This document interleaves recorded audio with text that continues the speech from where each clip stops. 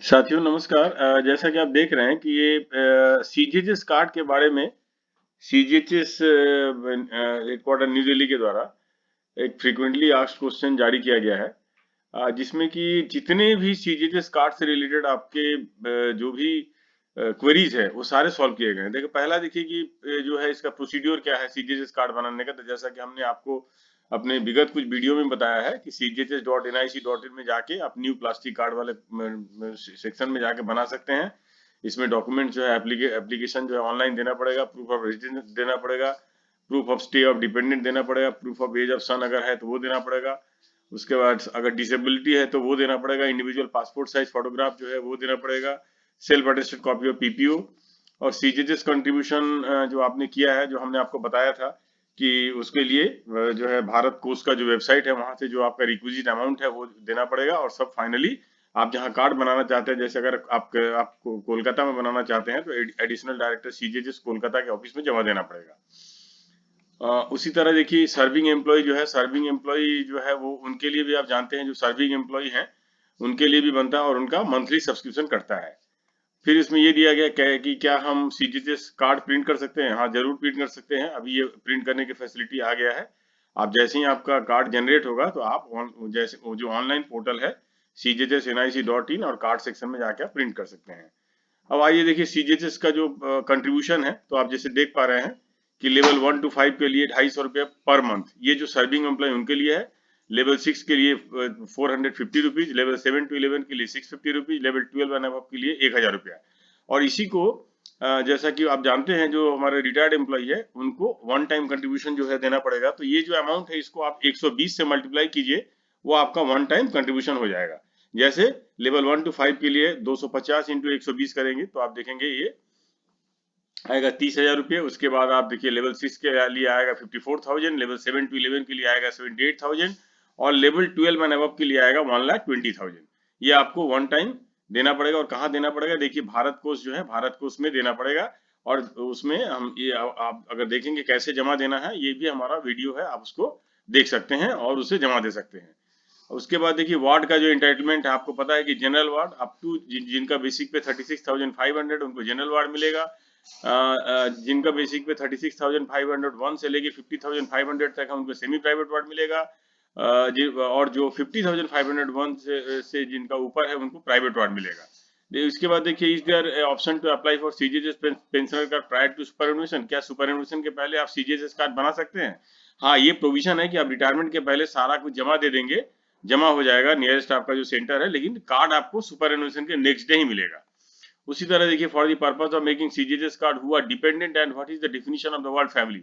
ये भी हमने आपको विगत इसमें बताया है कि फैमिली का डेफिनेशन क्या है, 25 इयर्स और मैरिज और इनकम व्हिचएवर इज अर्लियर। मतलब 25 इयर्स वही है, उसके पहले अगर बच्चे का शादी हो गया तो वो आपका डिपेंडेंट नहीं रहेगा। अगर वो इनकम करना शुरू कर दिया तो आपका डिपेंडेंट नहीं होगा। ठीक है। और उस तरह आप देखेंगे कि इसका जो इनकम का जो क्राइटेरिया है वो 9,000 प्लस डीए, ये अमाउंट अगर कोई इनकम कर रहा है तो आपका वो नहीं बनेगा। Is there any age limit for sons daughter as dependent in CGHS card? हाँ, आपको पता है कि इसके लिए जो एज लिमिट है 25 इयर्स है, या उसके पहले मैरिज अगर हो जाता है तो उसी दिन से वो नहीं रहेगा। What is the role of a beneficiary in providing information regarding any change in data regarding his card? अगर आपको कुछ डाटा चेंज करना है तो आपको उसके लिए जो है वो इंफॉर्मेशन आपको जो अथॉरिटीज है वहां जाके देना पड़ेगा। Are the family members of central government servant not residing with him eligible for CGHS facility? तो देखिए ये क्या मतलब, जो फैमिली मेंबर उनके साथ अगर नहीं रहते हैं सीजे तो सेंट्रल गवर्नमेंट एम्प्लॉय के साथ, तो क्या वो एलिजिबल हैं? तो ये देखिए यहाँ दिया हुआ है family member who are wholly dependent upon the central government employ are normally expected to reside with the primary card holder. How about during a visit to another CGHS covered city they are eligible for CGHS facility on the basis of individual plastic card issued to the dependent family member. अगर आपको plastic card मिला हुआ है तो वो all over India में जो भी सेंटर है वहां जाके उसका ट्रीटमेंट ले सकते हैं। उसके बाद देखिए who is defined as a person with disability. Disability का जो है वो किसको बोला जाता है, जैसा कि आप जानते हैं कि 40% अगर डिसेबिलिटी है तो उसको हम डिसेबल मानेंगे और उसके लिए मेडिकल सर्टिफिकेट चाहिए तभी वो डिसेबल माना जाएगा। और वो ये आप देख पा रहे हैं require CGHS application form to continue availing facility for disabled dependent and unmarried son beyond 25 years of age. और ऐसे में 25 साल के बाद भी अगर एज है तो वो मिलेगा।